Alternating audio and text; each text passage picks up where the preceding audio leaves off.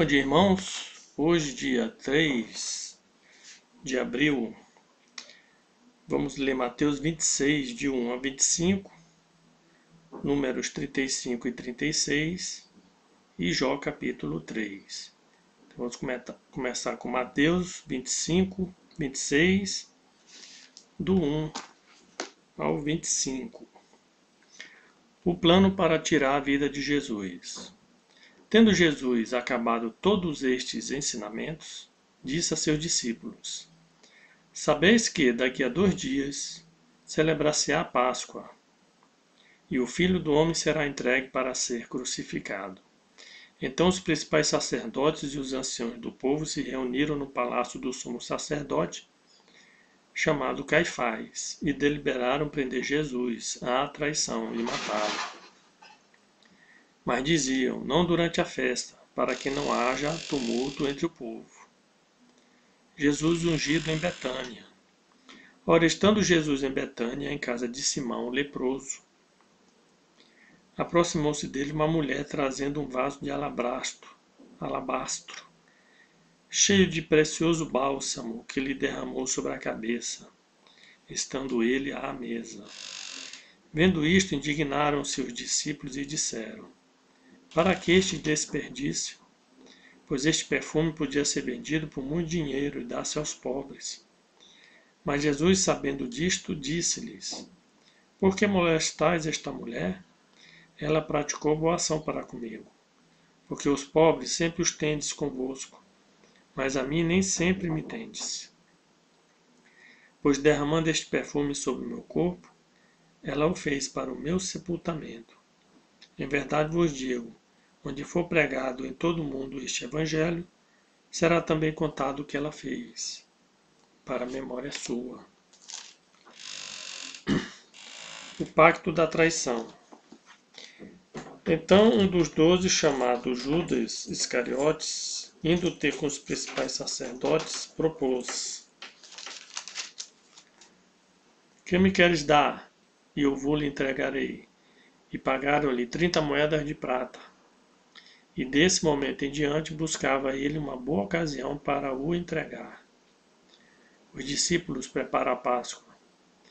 No primeiro dia da festa dos pães ázimos, vieram os discípulos a Jesus e lhe perguntaram: onde queres que te façamos os preparativos para comeres a Páscoa?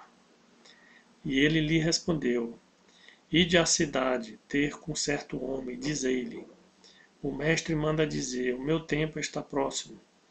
Em tua casa celebrarei a Páscoa com os meus discípulos.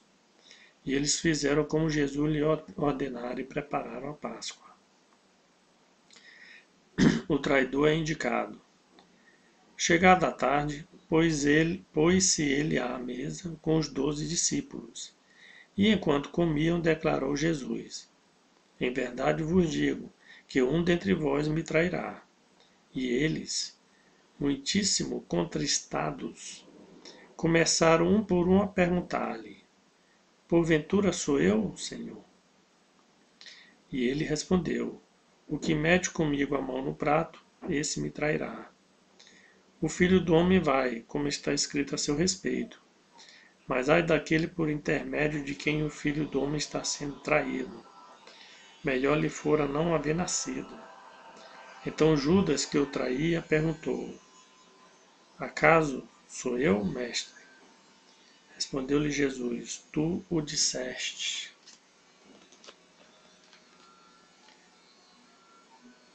Números 35 e 36.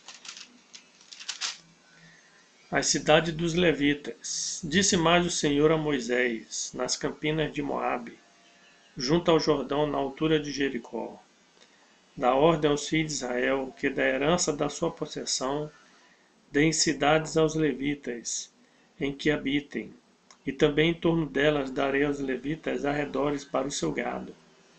Terão eles esta cidade para habitá-las, porém os seus arredores serão para o gado, para os rebanhos e para todos os seus animais. Os arredores das cidades que darei aos levitas, desde o muro da cidade para fora, serão de 1000 côvados em redor. Fora da cidade, do lado oriental, medirei 2.000 côvados do lado sul, 2.000 côvados do lado ocidental, 2.000 côvados, e do lado norte, 2.000 côvados, ficando a cidade no meio. Estes lhe serão os arredores da cidade. Das cidades, pois, que darei aos levitas, 6 haverá de refúgio, as quais darei para que nelas se acolha o homicida. Além desta, lhes dareis 42 cidades. Todas as cidades que darei aos levitas serão 48 cidades, juntamente com seus arredores. Quanto às cidades que derdes da herança aos filhos de Israel, se for numerosa a tribo, tomareis muitas, se for pequena, tomareis poucas. Cada um dará das suas cidades aos levitas, na proporção da herança que lhe tocar. 6 cidades de refúgio. Disse mais o Senhor a Moisés: Fala aos filhos de Israel e diz-lhes: Quando passarem o Jordão para a terra de Canaã, escolhi para vós outras cidades que vos sirvam de refúgio, para que nelas se acolha o homicida, que mata alguém involuntariamente. Estas cidades vos serão para refúgio do vingador do sangue, para que o homicida não morra antes de ser apresentado perante a congregação para julgamento. As cidades que derdes serão 6 cidades de refúgio para vós outros. 3 destas cidades dareis deste lado do Jordão, e 3 dareis da terra de Canaã. Cidades de refúgio serão. Serão de refúgio estas 6 cidades para os filhos de Israel, e para o estrangeiro, e para o que se hospedar no meio deles, para que nelas se acolha aquele que matar alguém involuntariamente.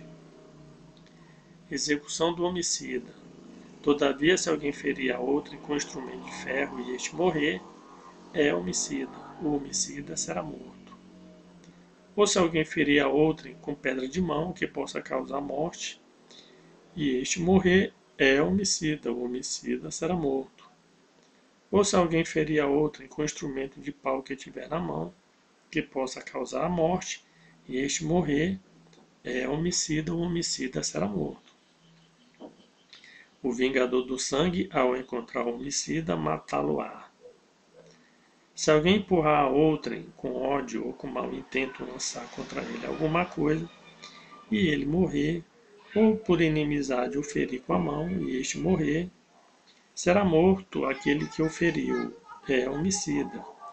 O vingador do sangue, ao encontrar o homicida, matá-lo-á. Privilégios oferecidos pelas cidades de refúgio. Porém, se o empurrar subitamente, sem inimizade, ou contra ele lançar algum instrumento sem mau intento, ou não vendo deixar cair sobre ele alguma pedra que possa causar-lhe a morte, e ele morrer, não sendo ele seu inimigo, nem o tendo procurado para o mal, então a congregação julgará entre o matador e o vingador de sangue, segundo estas leis, e livrará o homicida da mão do vingador do sangue, e o fará voltar à sua cidade de refúgio, onde se tinha acolhido. Ali ficará até a morte do sumo sacerdote, que foi ungido com santo óleo. Porém, se de alguma sorte o homicida sair dos limites da sua cidade de refúgio, onde se tinha acolhido, e o vingador do sangue o achar fora dos limites dela, se o vingador do sangue matar o homicida, não será culpado do sangue, pois deve ficar na sua cidade de refúgio até a morte do sumo sacerdote. Porém, depois da morte deste, o homicida voltará à terra da sua possessão. Estas coisas vos serão por estatuto de direito às vossas gerações, em todas as vossas moradas. Todo aquele que matar outrem será morto, conforme o depoimento das testemunhas. Mas uma só testemunha não deporá contra alguém para que morra. Não aceitareis resgate pela vida do homicida que é culpado de morte. Antes será ele morto. Também não aceitareis resgate por aquele que se acolher à sua cidade de refúgio, para tornar a habitar na sua terra, antes da morte do sumo sacerdote. Assim não profanareis a terra em que estáis. porque o sangue profana a terra.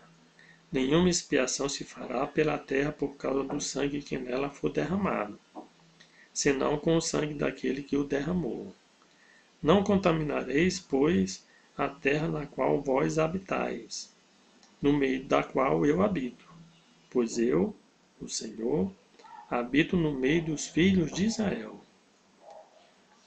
Casamento de herdeiras, capítulo 36. Chegaram os cabeças das casas paternas da família dos filhos de Gileade,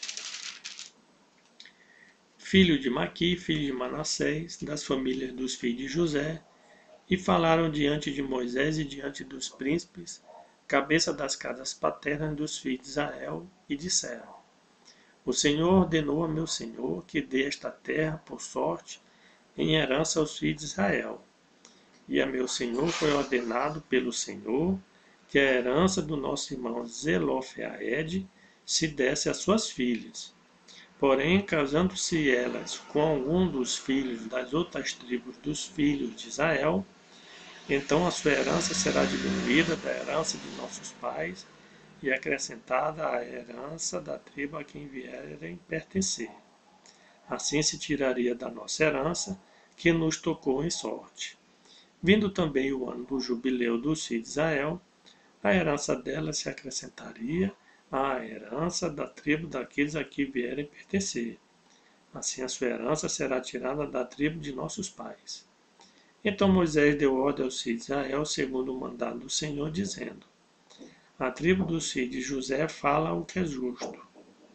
Esta é a palavra que o Senhor mandou acerca das filhas de Zelofeaede, dizendo: Sejam por mulheres a quem bem parecer aos seus olhos, contando que se case na família da tribo de seu pai. Assim a herança dos filhos de Israel não passará de tribo em tribo, pois os filhos de Israel se hão de vincular cada um à herança da tribo de seus pais. Qualquer filha que possuir alguma herança das tribos dos filhos de Israel se casará com alguém da família da tribo de seu pai, para que os filhos de Israel possuam cada um a herança de seus pais. Assim a herança não passará de uma tribo a outra, pois as tribos dos filhos de Israel se hão de vincular cada uma a sua herança. Como o Senhor ordenara a Moisés, assim fizeram as filhas de Zelofeaede, pois Magla, Tisa, Ogla, Milca e Noa, filhas de Zelofeaede, se casaram com os filhos de seus tios paternos. Casaram-se nas famílias dos filhos de Manassés, filho de José, e a herança dela permaneceu na tribo da família de seu pai. São estes os mandamentos e os juízos que ordenou o Senhor, por intermédio de Moisés, aos filhos de Israel nas campinas de Moabe, junto ao Jordão, na altura de Jericó. Jó capítulo 3. Jó amaldiçoou o seu nascimento. Depois disso passou Jó a falar e amaldiçoar o seu dia natalício. Disse Jó: Pereça o dia em que nasci e a noite em que se disse: Foi concebido o homem. Converta-se aquele dia em trevas, e Deus lá de cima não tenha cuidado dele, nem resplandeça sobre ele a luz. Reclamem-no as trevas e a sombra de morte. Habitem sobre ele em nuvens. Espante-o tudo o que pode enegrecer o dia. Aquela noite que dela se apoderem dessas trevas. Não se regozije ela entre os dias do ano. Não entre na conta dos meses. Seja estéril aquela noite, e dela sejam banidos os sons de júbilo.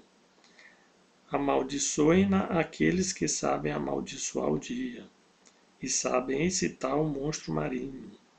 Escureçam-se as estrelas do crepúsculo matutino desta noite.